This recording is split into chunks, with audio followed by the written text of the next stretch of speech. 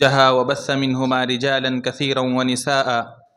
واتقوا الله الذي تساءلون به والأرحام إن الله كان عليكم رقيبا يا أيها الذين آمنوا اتقوا الله وقولوا قولا سديدا يصلح لكم أعمالكم ويغفر لكم ذنوبكم ومن يطع الله ورسوله فقد فاز فوزا عظيما يا أيها الذين آمنوا اتقوا الله حق تقاته ولا تموتن إلا وأنتم مسلمون أما بعد فإن خير الحديث كتاب الله وخير الهدي هدي محمد صلى الله عليه وسلم وشر الأمور محدثاتها وكل محدثة بدعة وكل بدعة ضلالة وكل ضلالة في النار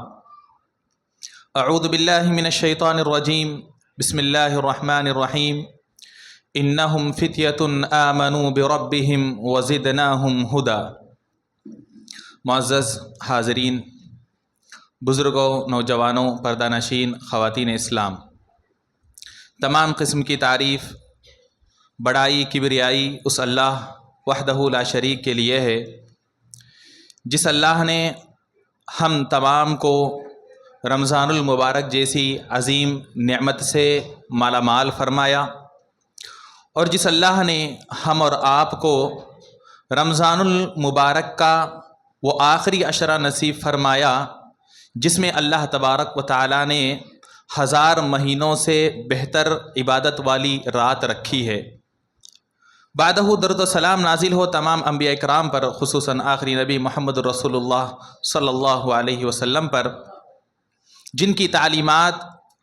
ہم اور آپ کی دنیا اور آخرت کو سنوارنے والی ہے،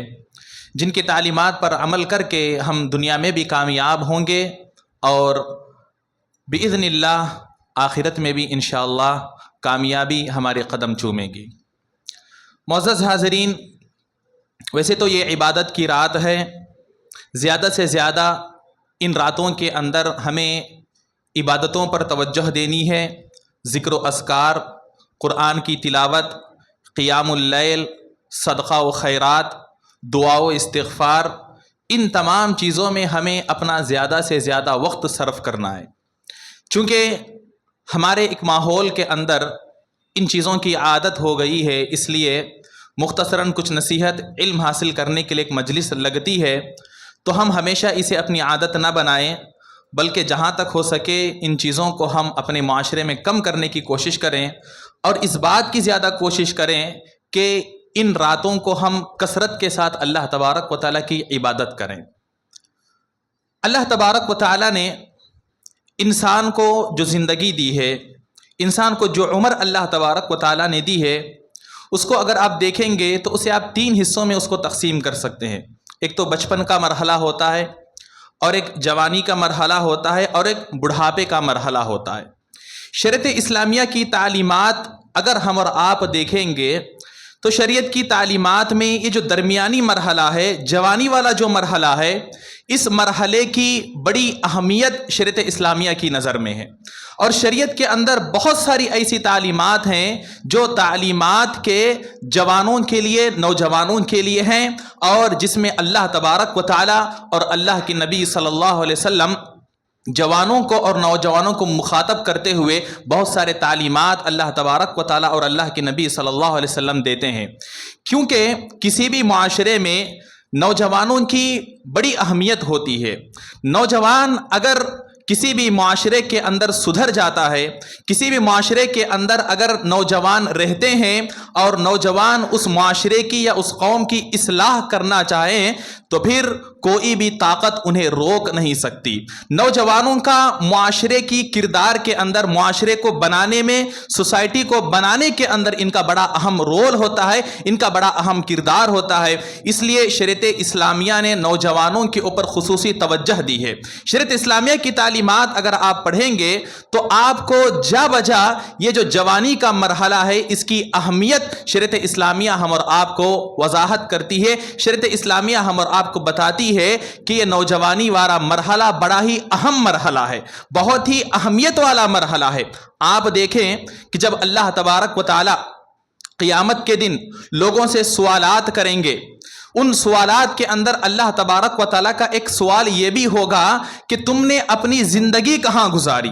جو زندگی اللہ تبارک و تعالیٰ نے تمہیں دی ہے، اس زندگی کو تم نے کہاں گزاری؟ اب زندگی میں آپ دیکھ لیں گے تو بچپن کا جو مرحلہ ہے، اس مرحلے سے تو اللہ تبارک و تعالیٰ ہم سے کوئی سوال کرنے والا نہیں ہے، کیونکہ آدمی جب بچہ ہوتا ہے، بچپن کے مرحلے میں ہوتا ہے، تو اس پر کوئی چیز فرض نہیں ہوتی ہے، اس کے اوپر کسی قسم کا کوئی اللہ تبارک و تعالیٰ نے ذمہ داری نہیں ڈالی ہے، شریعت اسلامیہ نے ان پر کوئی ذمہ داری نہیں ڈالی ہے۔ اور اگر ہم اس کے بعد والے مرحلے کو دیکھیں گے تو جوانی کا مرحلہ، پھر اس کے بعد بڑھاپے کا مرحلہ ہوتا ہے، اور اگر ہم اپنے معاشرے میں دیکھیں گے تو اکثر لوگ بڑھاپے کے مرحلے کو پہنچتے ہی نہیں ہے۔ یعنی اگر جب اللہ تبارک و تعالی ہم سے اپنی عمر کے بارے میں سوال کرے گا تو سب سے زیادہ جس مرحلے کے تعلق سے ہم اور آپ مسئول ہوں گے، اللہ تبارک و تعالی کے سوال کے جواب دینا ہمارے اوپر ذمہ داری ہوگی، تو وہ یہی جوانی والے مرحلے کے بارے میں ہم اور آپ کو جواب دینا ہوگا کہ ہم نے جوانی اللہ تبارک و تعالیٰ کی عبادت میں گزاری یا اللہ تبارک و تعالیٰ کی نافرمانی میں گزاری،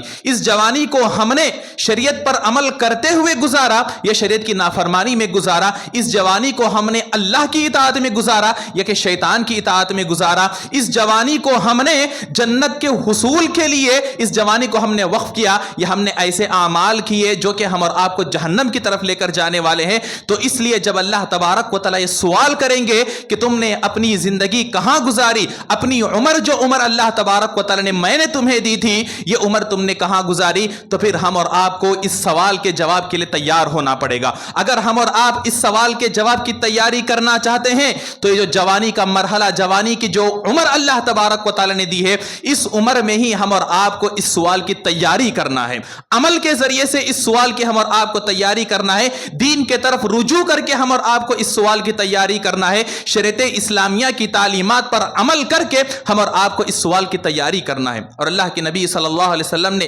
جب حدیث میں یہ بات بتائی، کہا اغتنم خمسا قبل خمسین، پانچ چیزوں سے پہلے غنیمت جانو،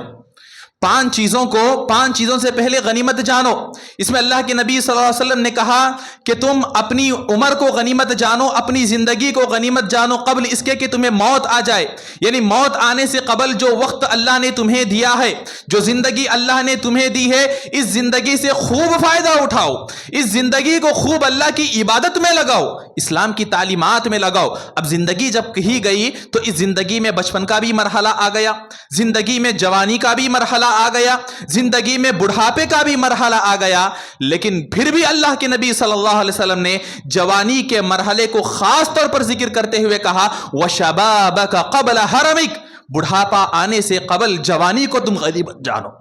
بڑھاپا آنے سے قبل جوانی کو غنیمت جانو، کہیں ایسا نہ ہو کہ بڑھاپا آ جائے پھر جوانی کے اندر جو طاقت انسان کے اندر ہوتی ہے،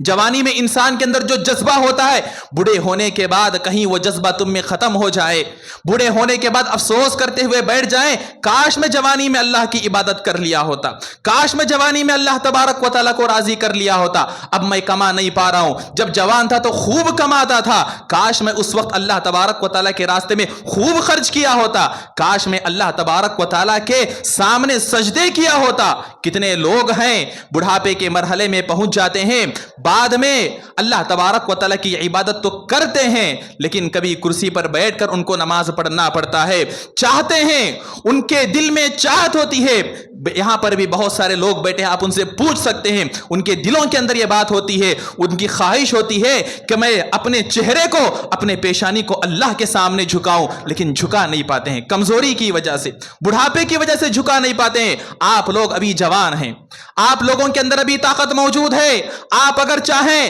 تو اپنی زندگی کو، اپنی جوانی کو اللہ کے راہ میں قربان کر سکتے ہیں، آپ اگر چاہیں تو اپنی پیشانی کو اللہ تبارک و تعالیٰ کے سامنے رگڑ سکتے ہیں، جتنی عبادتیں آپ کرنا چاہیں کر سکتے ہیں۔ 1 گھنٹہ آپ نے تراویح کی نماز پڑھی، اگر آپ چاہیں تو پوری رات کھڑ کے تراویح کی نماز پڑھ سکتے ہیں، پوری رات کھڑ کے آپ قیام کر سکتے ہیں اور اللہ تبارک و تعالیٰ کے قرآن کی تلاوت کر سکتے ہیں۔ اسی لیے اللہ کے نبی نے کہا کہ بڑھاپے کے آنے سے قبل تم جوانی کو غنیمت جانو۔ زندگی کی بات کہہ دی گئی، پوری زندگی، اس کے اندر جوانی بھی آ گئی، پھر بھی جوانی کو خاص کر اللہ کے نبی صلی اللہ علیہ وسلم نے ذکر کرتے ہوئے کہا کہ بڑھاپے کو آنے سے قبل تم اپنی جوانی کو غنیمت جانو اور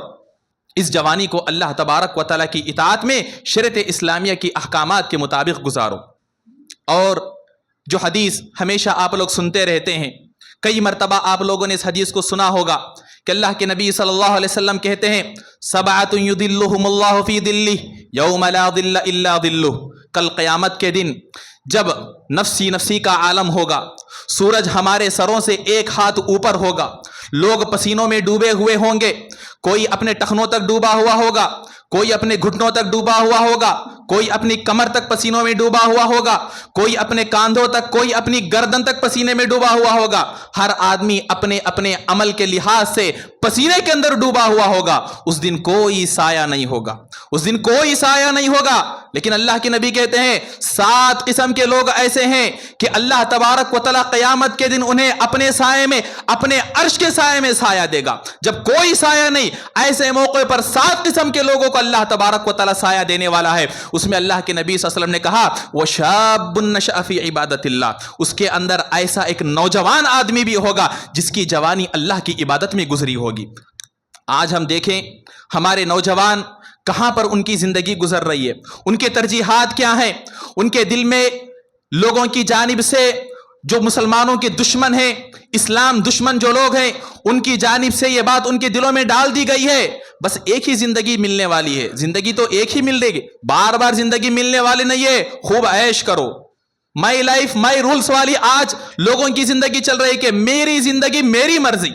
میری زندگی میرے اپنے اصول، مجھے اللہ کے اصول سے کوئی لینا دینا نہیں، مجھے رسول کے اصول سے کوئی لینا دینا نہیں، نہ مجھے قرآن کے اصول کی ضرورت ہے، نہ مجھے حدیث کے اصولوں کی ضرورت ہے، میری زندگی ہے، میں اپنی منمانی کروں گا۔ جب آپ کی زندگی ہے، آپ اپنی منمانی کریں گے تو آپ اللہ کی بنائی ہوئی مخلوق ہے، پھر اللہ بھی اپنی منمانی کرے گا، پھر جہنم میں جب جائیں گے تب پتہ چلے گا کہ زندگی آپ کی تھی یا اللہ کی دی ہوئی تھی۔ تو اس لیے ہم اپنی جوانی کو اللہ کی عبادت میں گزاریں۔ اللہ کے نبی نے یہ بات کہی وَشَابٌ نَشَأَ فِي عِبَادَةِ اللَّهِ، قیامت کے دن اللہ تبارک و تعالیٰ ایسے جوان کو بھی، ایسے نوجوان کو بھی اپنے عرش کے سائے میں جگہ دیں گے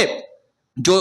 نوجوان اللہ تبارک و تعالیٰ کی عبادت میں اپنی زندگی کو گزارا ہوگا۔ اور اسی میں اللہ کے نبی صلی اللہ علیہ وسلم نے ایک اور ایسے آدمی کا بھی تذکرہ کیا۔ اللہ کے نبی کہتے ہیں وَرَجُلٌ دَعَتْهُ امْرَأَةٌ ذَاتُ حَسَبٍ وَنَسَبٍ وَجَمَالٍ،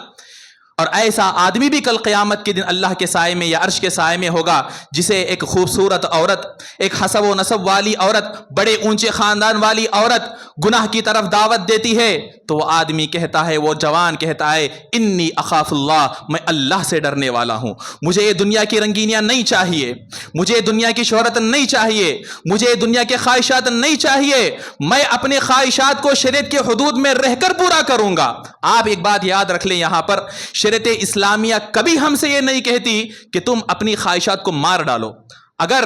تمہیں پیسہ کمانے کی خواہش ہے، شریعت کبھی یہ نہیں کہتی کہ پیسہ مت کماؤ، اپنی خواہش کو ختم کر دو۔ شریعت یہ کہتی ہے کہ تم اپنی خواہش کو شریعت کی دائرے میں رہ کر پورا کرو۔ اگر انسان کے دل میں، انسان کے من کے اندر جب آدمی جوان ہوتا ہے، جوانی کے مرحلے میں جاتا ہے، چاہے مرد ہو کہ عورت، انہیں ان کے اندر ایک نفسانی خواہشات پیدا ہوتی ہیں۔ کسی کو مال کمانے کی خواہش ہوتی ہے، کسی کو نام کمانے کی خواہش ہوتی ہے۔ شریعت اسلامیہ یہ نہیں کہتا کہ تم اپنی خواہشات کو ختم کر دو،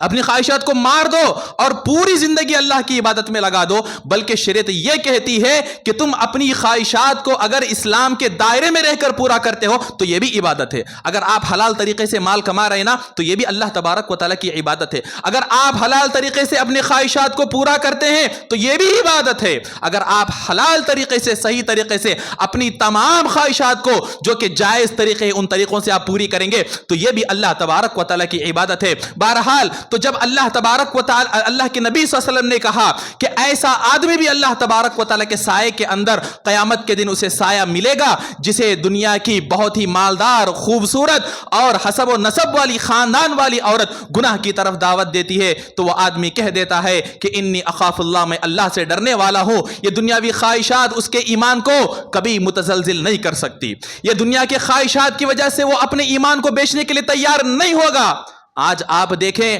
ہمارے نوجوان، کتنے نوجوان ایسے ہیں، اللہ تبارک و تعالیٰ ان تمام نوجوانوں کی حفاظت فرمائے، اللہ تبارک و تعالیٰ تمام نوجوانوں کے ایمان کی حفاظت فرمائے، اللہ تبارک و تعالیٰ تمام نوجوانوں کی عزتوں کی، عصمتوں کی حفاظت فرمائے۔ نوجوان جب آج سوشل میڈیا کا دور ہے، آپ تمام جانتے ہیں، بتانے کی ضرورت نہیں ہے۔ سوشل میڈیا کے ایسے ایسے نئے چیزیں آ رہی ہے، نئے ایپس آ رہے ہیں، پتہ نہیں کیا کیا چیزیں، ڈیٹنگ ایپس کے نام پر کتنی چیزیں آ رہی ہے، اس کے اندر نوجوان سرچ کرتا رہتا ہے۔ فرینڈ ریکویسٹ، اگر فیس بک کی آپ مثال لے لیں، فرینڈ ریکویسٹ میں کسی لڑکی کی ریکویسٹ آ گئی تو آدمی اگر اسے ایکسیپٹ کر رہا ہے تو مطلب یہ کہ وہ آدمی گناہ کے ایک مرحلے کی طرف آگے بڑھ رہا ہے۔ اگر کسی عورت کا آپ کو، کسی خوبصورت لڑکی کا اگر آپ کو فرینڈ ریکویسٹ آ رہا ہے اور اگر آپ اسے ڈیلیٹ ریکویسٹ کر رہے ہیں، مطلب یہ کہ عورت نے آپ کو گناہ کی طرف دعوت دیا اور آپ نے کہا میں اللہ سے ڈرنے والا ہوں، تمہاری ریکویسٹ کو میں قبول نہیں کروں گا، نہیں چاہیے مجھے خوبصورتی، نہیں چاہیے مجھے تمام چیزیں، آپ جیسے لوگوں کی دوستی ہم کو نہیں چاہیے۔ اگر ہمارا نوجوان یہ کام کرتا ہے یا ہماری اگر کوئی نوجوان لڑکی یہ کام کرتی ہے تو مطلب یہ کہ وہ اپنے خواہشات پر اللہ تبارک و تعالیٰ کے خوف کو، اللہ تبارک و تعالیٰ کے ڈر کو ترجیح دے رہی ہے۔ وہ کہتی ہے کہ مجھے اللہ سے لینا دینا ہے، وہ کہتا ہے کہ مجھے اللہ سے لینا دینا ہے، میں وہی کام کروں گا جو اللہ نے مجھے کرنے کے لیے کہا ہے، میں وہی کام کروں گی جو اللہ نے مجھے کرنے کے لیے کہا ہے۔ آج نوجوانوں کا اکثر حصہ، بڑا طبقہ کالجوں کے اندر پڑھ رہا ہے، نوجوان لڑکیاں بھی کالجوں کے اندر پڑھ رہی ہے۔ یہ منع، ہم اس بات سے منع نہیں کرتے کہ کالج جانا چھوڑ دیں، کالج جانا چھوڑ دیں، یہ نہیں ہے، لیکن آپ کالج جائیں تو شریعت کے حدود میں رہیں، شریعت کے حدود میں رہیں، چاہے نوجوان لڑکے ہوں کہ لڑکیاں ہوں۔ اللہ تبارک و تعالیٰ کا بہت بڑا ولی ہے وہ نوجوان جو کالجوں میں پڑھنے کے باوجود کسی لڑکی سے اپنی دوستی کو نہیں رکھتا، کالج میں پڑھنے کے باوجود وہ آدمی اپنی عزت کی حفاظت کرتا ہے، تو وہ آدمی، وہ نوجوان اللہ تبارک و تعالیٰ کا ولی ہے کہ ایسے معاشرے میں جہاں پر لڑکے لڑکی کی دوستی ایک عام سی بات ہے، لڑکا لڑکی اگر بیٹھ کر باتیں کرتے ہیں تو معاشرہ اسے خراب نظر سے نہیں دیکھتا، کہتے ہیں کہ یہ آزاد خیالی ہے، یہ انسان کی اپنی آزادی ہے، آدمی جو چاہے کرے، جس سے چاہے دوستی کرے، جس سے چاہے باتیں کرے، جس کے ساتھ چاہے گھومے پھرے، کسی کو کسی سے کچھ لینا دینا نہیں۔ ایسے معاشرے میں رہنے کے باوجود اگر ہمارے نوجوان کالجز کو جا رہی ہیں، ہماری نوجوان لڑکیاں کالجز کو جا رہی ہیں اور اگر اپنے ایمانوں کی حفاظت کر رہی ہے تو پھر یہ نوجوان لڑکے اور لڑکیاں اللہ تبارک و تعالیٰ کے بہت بڑے ولی ہیں، اور انشاءاللہ تبارک و تعالیٰ یہ بھی کل قیامت کے دن اگر اسی طرح اپنے ایمان کی حفاظت کرتے رہیں، اللہ تبارک و تعالیٰ کی تعلیمات پر عمل کرتے رہیں، قیامت کے دن اللہ تبارک و تعالیٰ کے عرش کے سائے میں یہ لوگ جگہ پا سکتے ہیں۔ حاضرین، یہ جوانی جو چیز ہے یہ انسان کو بہت زیادہ جذباتی بنا دیتی ہے۔ جوانی کے مرحلے میں انسان کے اندر مختلف قسم کے جذبات پیدا ہوتے ہیں، جوانی کے مرحلے میں مختلف قسم کے جو جذبات آتے ہیں، کبھی وہ چیزیں انسان کو دین سے دور لے کر چلی جاتی ہیں، کبھی خواہشات کے راستے پہ انسان چلا جاتا ہے، اور کبھی جوانی کے اندر ایسا بھی ہوتا ہے کہ آدمی شریعت کی تعلیمات پر اپنے آپ کو اتنا عمل کرنے لگتا ہے کہ شریعت کے حدود سے باہر نکل جاتا ہے۔ دین کے معاملے میں بھی کبھی انسان ایسی قسمیں کھا لیتا ہے کہ مجھے دنیا کے اندر دنیاوی چیزوں سے کوئی لینا دینا نہیں، دنیا کی نعمتوں سے مجھے کوئی لینا دینا نہیں، یہ چیز بھی شریعت کے پاس مطلوب نہیں ہے۔ آپ دنیا کی خواہشات کو پورا کریں، لیکن جیسا کہ ہم نے کہا کہ شریعت کے حدود میں رہ کر آپ اپنی خواہشات کو پورا کریں۔ اللہ کے نبی صلی اللہ علیہ وسلم کے بیوی حضرت عائشہ رضی اللہ عنہا کے پاس 3 صحابہ اکرام آتے ہیں۔ 3 صحابہ اکرام آ کر اللہ کے نبی صلی اللہ علیہ وسلم کی زندگی کے بارے میں، اللہ کے نبی صلی اللہ علیہ وسلم کی عبادت کے بارے میں سوال کرتے ہیں کہ اللہ کے نبی کے صبح شام کیسے گزرتے ہیں، اللہ کے نبی گھر میں کیا کیا کرتے ہیں۔ حضرت عائشہ رضی اللہ عنہا نے پوری تفصیلات بتائی۔ بتانے کے بعد تینوں صحابہ نے کہا کہ اللہ کے نبی جن کے پچھلے تمام گناہ معاف کر دیے گئے، گرچہ کہ اللہ کے نبی کا کوئی گناہ نہیں ہے، پھر بھی اللہ نے کہا کہ آپ کے گناہ معاف ہیں، پھر بھی اللہ کے نبی کی یہ حالت، ہمارے بارے میں تو کوئی گارنٹی نہیں ہے، ہمارے گناہوں کی معافی کے بارے میں کوئی گارنٹی نہیں ہے، اور پھر ہماری زندگی میں کون سی عبادتیں ہیں۔ صحابہ کرام 3 صحابہ کرام تھے، تینوں مختلف قسم کی قسمیں کھاتے ہیں۔ ایک صحابی کہتے ہیں آج سے میں روزانہ روزہ رکھوں گا، ایک دن بھی میں روزہ نہیں چھوڑوں گا۔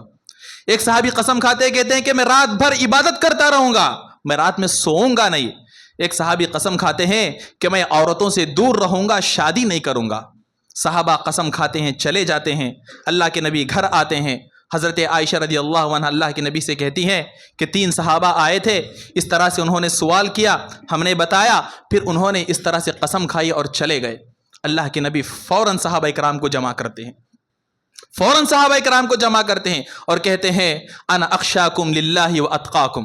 اے صحابہ کرام سن لو، میں تم میں سب سے زیادہ اللہ سے ڈرنے والا ہوں، سب سے زیادہ خوف اگر اللہ کا کسی کے دل میں ہے تو میرے دل میں ہے۔ اللہ کے نبی کیا کہنا چاہ رہے ہیں؟ اللہ کے نبی صلی اللہ علیہ وسلم ان کو سمجھا رہے ہیں۔ اللہ کے نبی صلی اللہ علیہ وسلم چونکہ وہ نوجوان تھے، جوان تھے، جذبات میں بہہ کر انہوں نے اس طرح کی قسمیں کھا لی کہ ہمیں دنیا سے کوئی تعلق نہیں رکھیں گے، ہم ہمیشہ روزہ رکھیں گے، ہم ہمیشہ اللہ کی عبادت میں گزار دیں گے، عورتوں سے ہم دور رہیں گے۔ اللہ کے نبی نے کہا کہ میں تم میں سب سے زیادہ اللہ سے ڈرنے والا ہوں، میری زندگی کو دیکھو، میری زندگی کو اسوہ بناؤ، میری زندگی کو رول ماڈل بناؤ۔ میں روزہ بھی رکھتا ہوں، روزہ چھوڑتا بھی ہوں، میں راتوں میں عبادت بھی کرتا ہوں، راتوں میں سوتا بھی ہوں، میں عورتوں سے شادیاں بھی کرنے والا ہوں۔ اللہ کے نبی صلی اللہ علیہ وسلم نوجوانوں کو ان کے جو جذبات ہیں، جذبات میں آ کر نوجوان چونکہ بہہ رہے تھے تو اللہ کے نبی نے انہیں سیدھا رخ دکھایا، انہیں سیدھا راستہ اللہ کے نبی صلی اللہ علیہ وسلم نے دکھایا۔ تو شریعت ہم کو یہ نہیں کہتی کہ پوری طرح دنیا کی طرف چلے جاؤ، اور شریعت یہ بھی نہیں کہتی کہ اپنے خواہشات کو ختم کرو اور پھر پوری طرح جسے سنیاس کہتے ہیں سنیاس لے لو، اور اسی طرح اپنی زندگی کو عورتوں سے دور رکھ کر دنیا کے جو لذتیں ہیں، دنیا کی جو نعمتیں ہیں، ان سے دور رہ کر عبادتوں میں گزارو۔ یہ بھی شریعت اسلامیہ ہم سے طلب نہیں کرتی۔ اللہ کے نبی کی زندگی کو دیکھ لیں،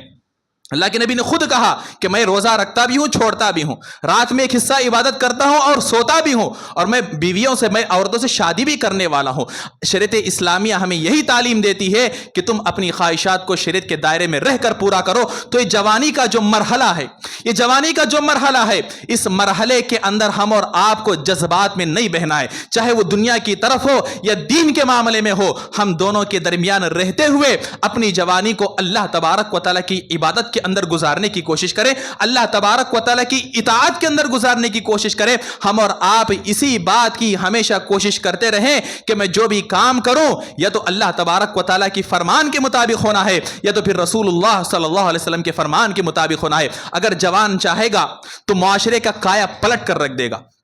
نوجوان لوگ اگر متحد ہو جائیں گے، نوجوان اگر چاہیں گے تو بڑے سے بڑی قوت سے، بڑی سی بڑی طاقت سے وہ ٹکر لینے کے لیے تیار ہو جاتے ہیں۔ جو آیت کریمہ میں نے آپ کے سامنے خطبہ مسنہ کے بعد پڑھی، سورۃ الکہف، ہر جمعہ ہم اور آپ پڑھتے ہیں سورۃ الکہف۔ اس کا مطلب کیا ہے؟ کہف غار، یعنی غار والوں کا واقعہ اللہ تبارک و تعالیٰ نے اس سورت کے اندر ذکر کیا، جس کی وجہ سے اس سورت کا نام سورۃ الکہف رکھا گیا۔ اور آپ جانتے ہیں، سنے ہوں گے تفسیر کے اندر، غار والے کیا مطلب ہے؟ یہ کچھ نوجوان تھے، اللہ تبارک و تعالیٰ کہتا ہے انہم فتیۃ آمنوا بربہم وزدناہم ہدی، یہ کچھ نوجوان تھے جو ایمان لائے، فتیۃ آمنوا بربہم، اپنے رب پر ایمان لائے، وزدناہم ہدی، تو ہم نے ان کی ہدایت میں زیادتی کر دی، ہم نے ان کی ہدایت میں زیادتی کر دی۔ یہ نوجوان جب اس وقت ایمان لائے جبکہ وقت کا بادشاہ ایمان کے خلاف تھا، وقت کا بادشاہ نے اعلان کر دیا تھا کہ اگر کوئی ایمان لائے گا تو اسے ختم کر دیا جائے گا، اسے قتل کر دیا جائے گا۔ تو یہ نوجوان اپنی جوانی میں اپنے ایمان کی حفاظت کرنے کے لیے بادشاہ سے بھاگ کر ایک غار میں جا کر پناہ لیتے ہیں۔ تو پھر آپ واقعہ جانتے ہیں کس طرح اللہ تبارک و تعالیٰ نے ان کی حفاظت کی، کس طرح 300 سے زائد سال وہ غار کے اندر سونے کے بعد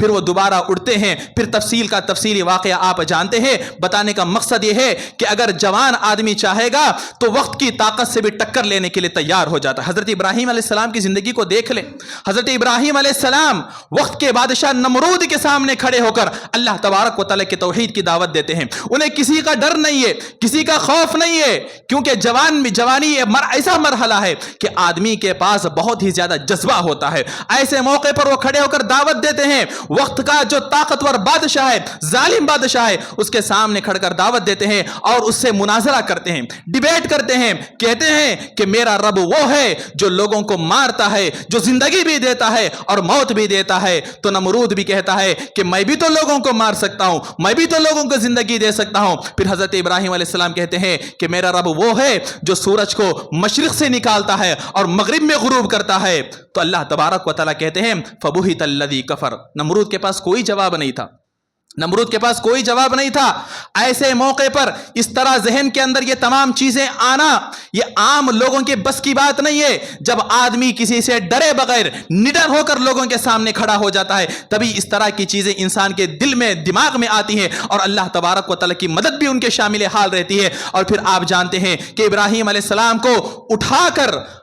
नमरूद ने हुक्म दिया कि एक बड़ी सी आग लगाई जाए और उस आग में उनको डाल दिया जाए, फिर भी किसी उन तमाम चीज़ों से हज़रत इब्राहीम अलैहिस्सलाम नहीं घबराते हैं। ईमान उनके दिल में था, अल्लाह तबारक व तआला ने उनकी हिफाजत की। फिर आगे का तमाम वाक़या आप जानते हैं। बताने का मकसद ये है कि ये तमाम चीज़ें, इनक़िलाब जो आता है, किसी भी कौम के अंदर जब इनक़िलाब आता है तो नौजवान जब उठकर खड़े होते हैं, नौजवान अगर चाहते हैं कि हमारे मुआशरे में तब्दीली आए तो फिर तब्दीली आकर रहेगी, चाहे वो अच्छाई के मामले हो या बुराई के मामले में हो। अगर तमाम नौजवान मिलकर ये तय कर लें कि हमें शरीयत इस्लामिया की तालीमात पर अमल करना है,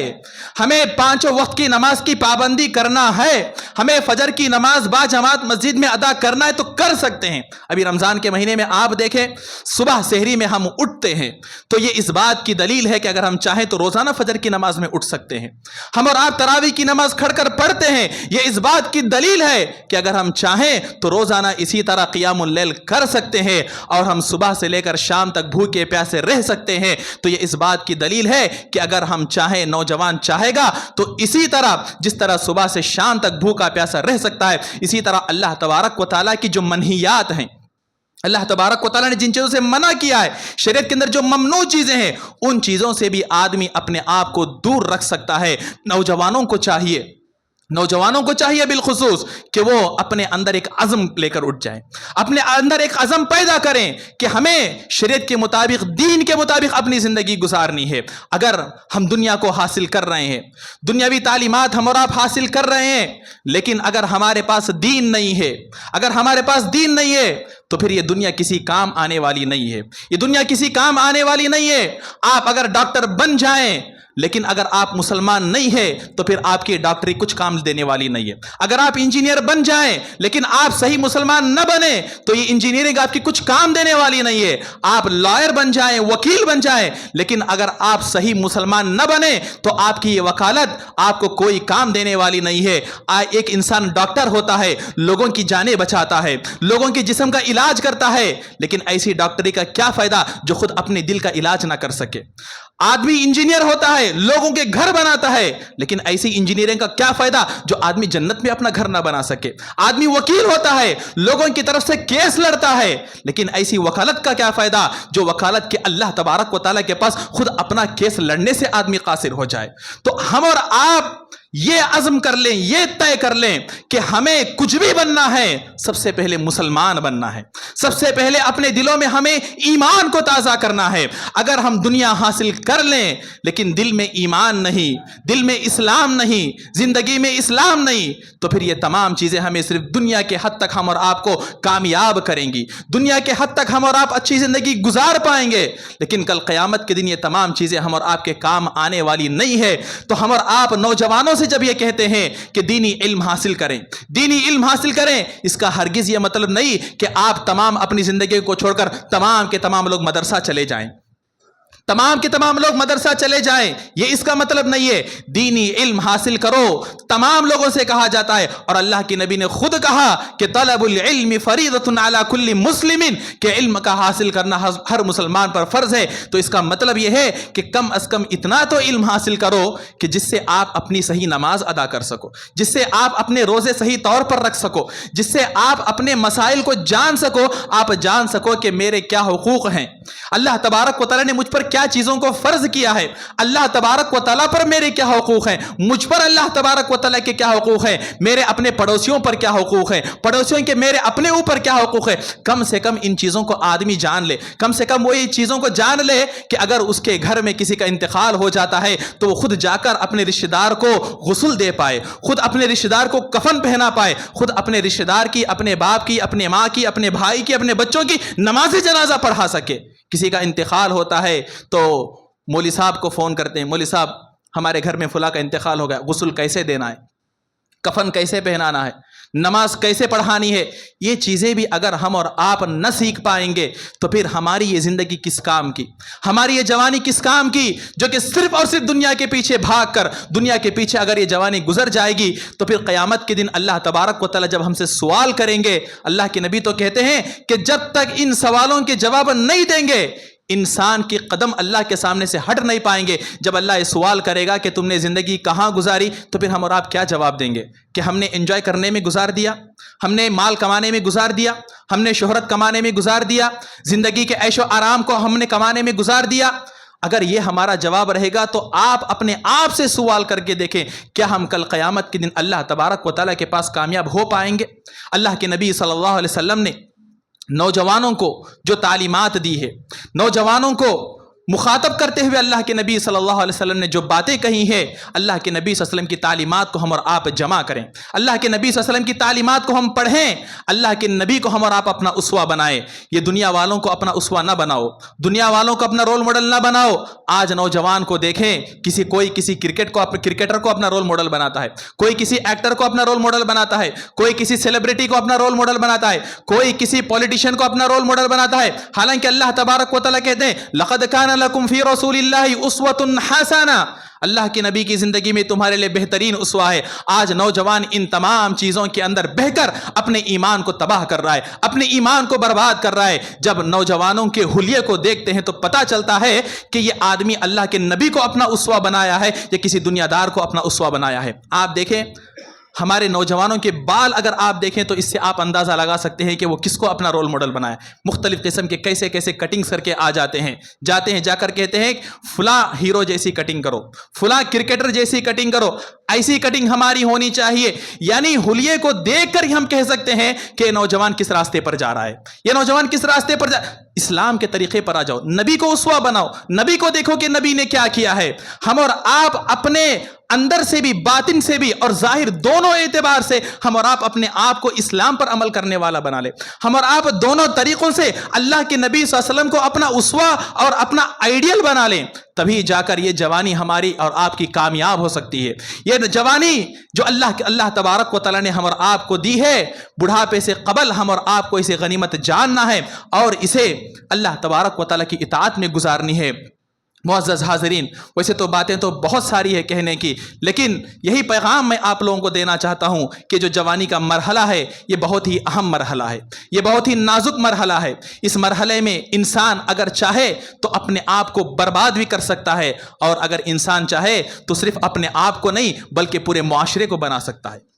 پورے معاشرے کا کایا انسان پلٹ سکتا ہے۔ اگر نوجوان اپنی اس مرحلے میں چاہے تو ہم اور آپ اس مرحلے میں خاص کر اللہ تبارک و تعالیٰ کی تعلیمات کی طرف آ جائیں، نبی کی تعلیمات کی طرف آ جائیں، اسلام پر عمل کرنے والے ہم اور آپ بن جائیں، تو انشاءاللہ دنیا میں بھی ہم اور آپ کامیاب ہوں گے، آخرت میں بھی اللہ تبارک و تعالیٰ ہم اور آپ کو کامیابی سے ہمکنار کرے گا۔ اللہ تبارک و تعالیٰ سے دعا ہے کہ اللہ تبارک و تعالیٰ ہم تمام کو سنی ہوئی باتوں پر عمل کرنے کی توفیق عطا فرما۔ اللہ تبارک و تعالیٰ ہماری جوانی کو اللہ کی اطاعت میں، اللہ کی عبادت میں گزارنے کی توفیق عطا فرما۔ اللہ تبارک و تعالیٰ ہمیں جو بھی کام کرے قرآن و حدیث کی روشنی میں کرنے کی توفیق عطا فرما۔ اللہ تبارک و تعالی ہمیں نبی صلی اللہ علیہ وسلم کو اپنا اسوہ اور آئیڈیل بنانے کی توفیق عطا فرما۔ آمین وآخر دعوانا ان الحمد للہ رب العالمین، والسلام علیکم ورحمۃ اللہ وبرکاتہ۔